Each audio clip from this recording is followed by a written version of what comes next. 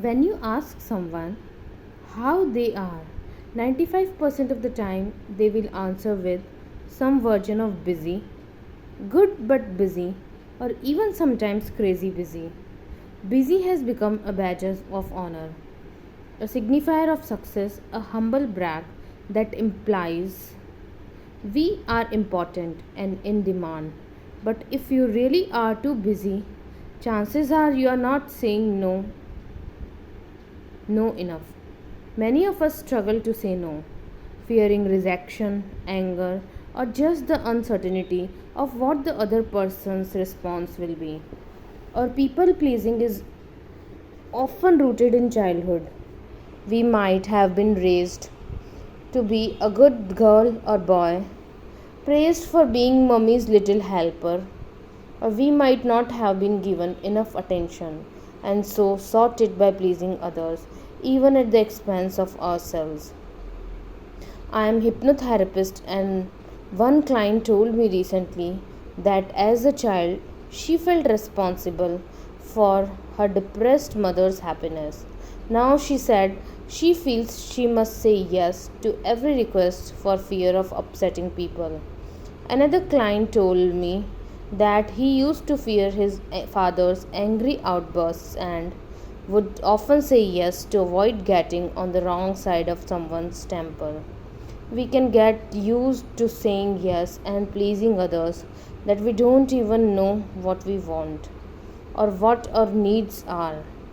But if your life is so tightly packed with other people's requests that you don't have time for what really matters to you, or worse, your mental health is at risk, it is time to make a change.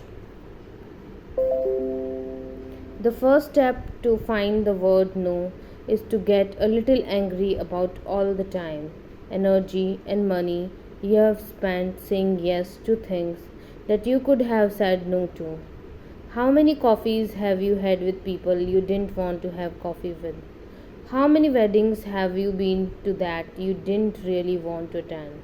How many hours of tedious meetings have you sat through when you had no real reason to be there? You might ask yourself, what's wrong with saying yes and keeping people happy? It might be a hard pill to swallow, but consider this. Compulsive people pleasing can be a form of manipulation.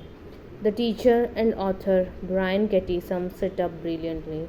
It's the biggest fallacy that I can manipulate you to love me. We kid ourselves that we are just being decent people by acquiescing to others. But things can turn unexpectedly sour when our own needs aren't met. In the book The Power of No, entrepreneur and author James Altucher writes, when you say yes to something you don't want to do, here is the result. You hate what you are doing, you resent the person who asked you, and you hurt yourself. When it is coming from a place of subtle manipulation or even resentment, can saying yes when you mean no ever be a good thing? To start reclaiming your time and your mental well being by saying no more. Tune into what it is that you really need. Instead of saying yes on impulse, get into the habit of asking yourself, am I agreeing for this for me? Start with small things such as when you are offered a drink at the hairdresser's or if someone asks you for an insignificant favor. Learn to recognize what saying yes and no feel like in your body. You yes might feel expansive, while no might feel contracting. Learn to pay attention. Does the thought of saying no to someone, to their face, fill you with dread?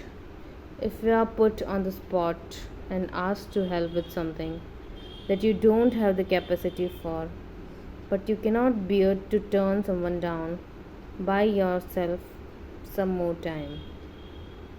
Ask people to text or mail you their request so that you can get back to them. Ask people to text or email you. Signs of people. It's perfectly reasonable for you to say that you need to check your schedule before answering.